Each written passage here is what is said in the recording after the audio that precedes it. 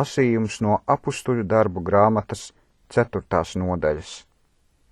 Bet šiem, uz ļaudīm runājot, piegāja priesteri un dieva nama virsnieks un saduķeji, apskaitušies, ka viņi ļaudis mācīja un ka pasludināja Jēzu augšām celšanos no miroņiem, un rokas tiem pielika un tos iemeta cietumā līdz rītam, jo vakars jau bija. Bet daudzi, kas dzirdēja vārdu, ticēja, un tur tapa skaitīti pie 5000 vīriem. Bet notikās 2. dienā, ka viņu virsnieki un vecai un rakstu mācītāji Jeruzalemē sapulcējās, un Anna, augstais priesteris, un Kajafa, un Jānis, un Aleksandrs, un cik no augstā priesteļa cilts bija, un viņus savā priekšā noveduši, tie jautāja, kurā spēkā, jeb kurā vārdā jūs to esat darījuši. Tad Pēteris, svēta gara pilns, uz tiem sacīja, jūs, ļaužu virsnieki, un jūs, Izraēla vecai, ja mēs šodien topam tiesāti laba darba dēļ pie šā neveselā cilvēka, caur ko šis ir dziedināts, tad jums visiem un visiem Izraēla ļaudīm būs zināt, ka šis jūsu priekšā stāv vesels, tik vien caur Nācerieša Jēzus Kristus vārdu, ko jūs esat krustā situši, un ko Dievs no miroņiem uzmodinājis. Šis ir akmens no jums nama cēlājiem atmests, kas tapis par stūra akmeni, un pestīšana nav caur citu nevienu, jo arī dzen cits vārds apakš debes cilvēkiem nav dots, caur ko mums būs mūžīgi dzīvot. Kad nu tie Pēteļa un Jāņa sirds drošību redzēja un noprata, ka tie bija nemācīti un zemes kārtas cilvēki, tad tie brīnījās un tos pazina, ka viņi bijuši ar Jēzu. Un kad tie cilvēku, kas bija vesels tapis, redzēja pie viņiem stāvam, tad tiem nebija ko pretim runāt.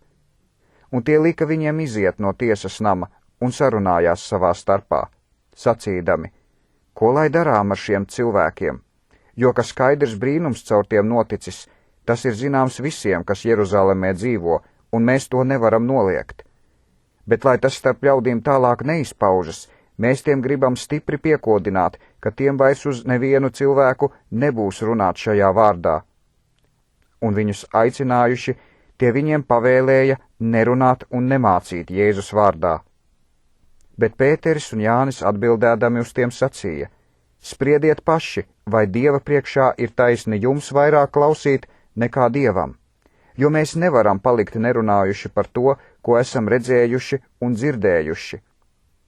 Bet tie vēl vairāk viņus apdraudēja un palaida, un neatrada, kā tos sodīt ļaužu dēļ, jo visi pagodināja Dievu par to, kas bija noticis.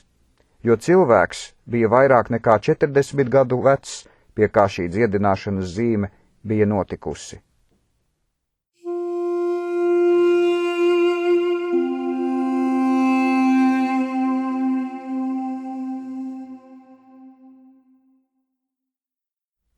Piektā Mūzus grāmata, 19. un 20. nodaļa.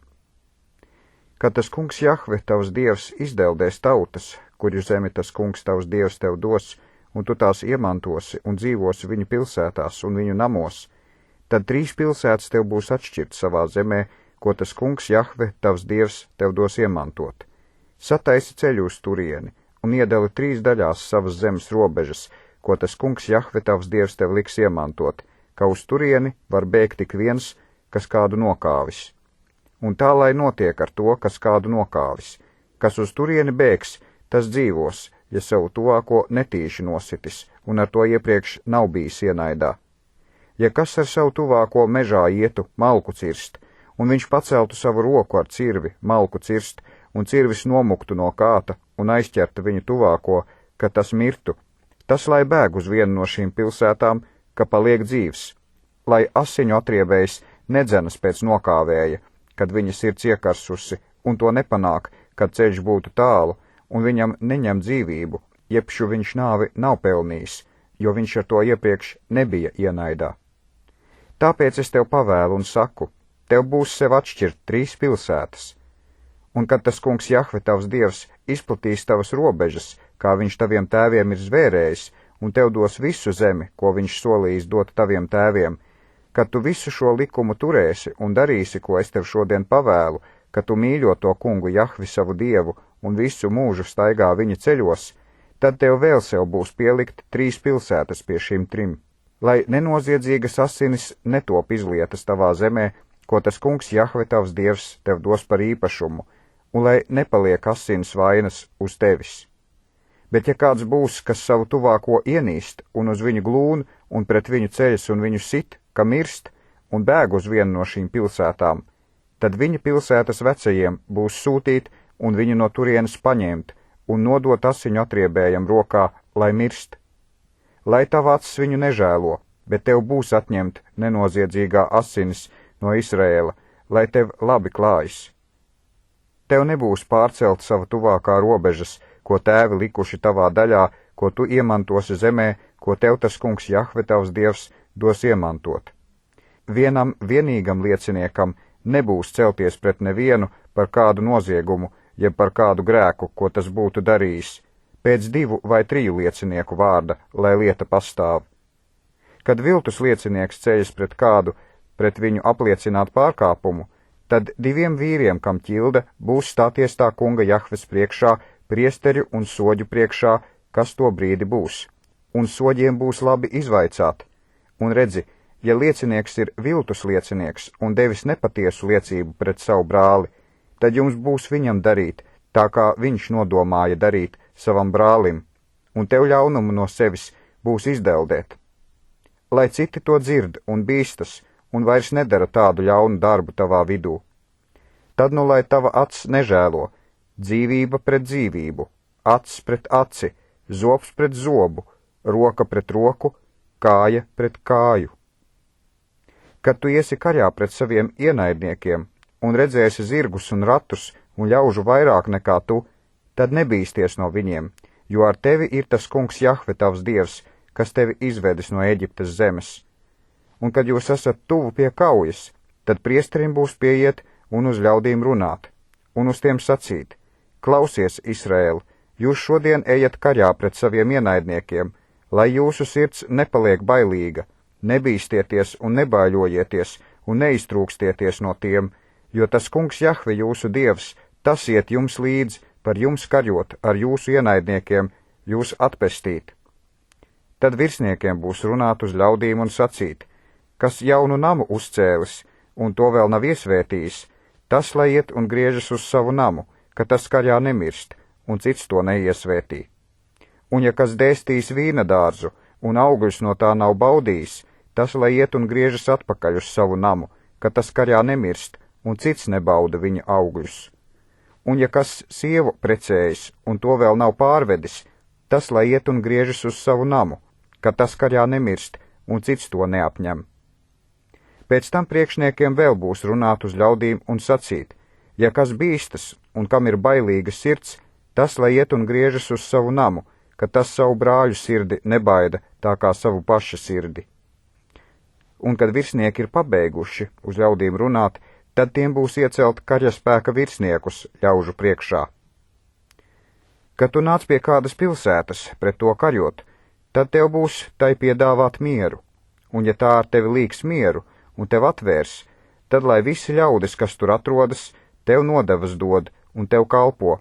Bet ja tie mieru ar tevi nelīks, bet pret tevi karjos, tad spied tos ar varu. Un kad tas kungs Jahve tavs dievs pilsētu nodos tavā rokā, tad visus vīriešus, kas tur ir, tev būs apkaut ar zobena asmeni. Bet sievas un bērnus un lopus un visu, kas pilsētā, visu viņu laupījumu, ņem sev un ēd savu ienaidnieku laupījumu, ko tas kungs Jahve tavs dievs tev ir devis. Tā tev būs darīt visām pilsētām, kas tālu no tevis, kas nav no šo tautu pilsētām. Bet no šo ļaužu pilsētām, ko tas kungs Jahve tavs dievs tev dos par īpašumu, tev neko nebūs atstāt dzīvu, kam ir dzīvības dvaša, bet izdeldē tos pavisam: hetiešus, amoriešus, kānaāniešus, fereziešus, hiviešus un jebusiešus, itin kā tev tas kungs Jahve tavs dievs ir pavēlējis. Lai tie jūs nemāca darīt pēc visām savām negantībām, ko tie darījuši saviem dieviem, un lai jūs pret to kungu Jahvi savu dievu negrēkojat. Kad tu kādu pilsētu ilgu laiku apstāsi, pret to karjodams, lai to uzvarētu, Tad tev nebūs postīt tās kokus cirvitiem pielikdams, jo tu no tiem vari ēst, bet tev tos nebūs nocirst, jo vai koks laukā ir cilvēks, ka tu pret to karjotu. Bet kokus, ko jūs pazīsit, ka tie nav ēdami koki, tos tu vari postīt un nocirst, un no tiem uzcelt apcietinājumu pret pilsētu, kas ar tevi karjo, kamēr tu to uzvari.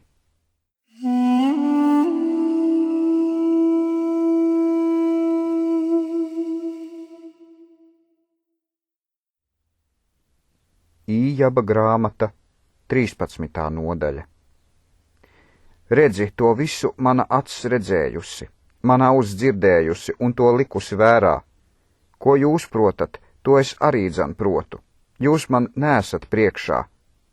Bet es gribu runāt uz visvareno, un man gribas aizstāvēties stiprā Dieva priekšā, jo tiešām jūs esat melu runātāji, jūs visi esat nelietīgi ārsti. Kaut jūs pavisam klusu būtu, tas jums būtu par gudrību. Klausiet jau manu aizstāvēšanos un ņemiet vērā manas mutes tiesāšanos. Vai gribat netaisnību runāt Dieva labad un viņa labad izteikt viltību? Vai viņu gribat aizstāvēt un Dievam būt pārstāvētāji? Vai būs labi, kad viņš jūs meklēs, vai viņu pievilsit kā cilvēku pieviļ? Sodīt viņš jūs sodīs, ja jūs slepeni vaigu uzlūkojat. Vai viņa augstība jūs neiztrūcinās un bailes no viņa jums neuzkritīs? Jūsu mācības būs kā pelni, un jūsu augstie vārdi kā mālu kopas. Palieciet man klusu, un es runāšu, lai man notiek, kas notikdams. Kāpēc man savu miesu bija zobos ņemt un savu dvēseli likt savā rokā? Redzi, jebšu viņš mani nokaus, taču es uz viņu gribu cerēt. Es tikai savus ceļus gribu aizstāvēt viņa priekšā. Jau tas man būs par pestīšanu, ka viltnieks viņu priekšā nenāks. Klausieties, klausieties manus vārdus, un mana valoda, lai skan jūsu ausīs. Redziet jau, es esmu gatavs uz tiesu. Es zinu, ka man paliks taisnība. Kas ar mani varētu tiesāties? Patiesi, tad es ciestu klusu un mirtu. Divas lietas tikai man nedari, tad es neapslēpšos tavā priekšā. Lai tava roka paliek tālu no manis, un tava briesmība, lai mani neaizbiedē. Tad sauc, un es atbildēšu, vai es runāšu, un tu atbildi man. Cik man ir noziegumu un grēku, dari man zināmus manus grēkus un manus pārkāpumus. Kāpēc tu apslēpi savu vaigu un mani turi par savu ienaidnieku? Vai tu biedēsi šaubīgu lapu un vajāsi izkaltušus rugājus? Jo tu man nospriedi rūgtumus un lieci manīt manas jaunības noziegumus. Tu lieci manas kājas siekstā un uzmanīgi vēro uz visiem maniem ceļiem un nosaki ierobežojumu manām pēdām. Un tomēr šī miesa iznīkst kā trūdi, tā kā drēbe, ko kodas sēd.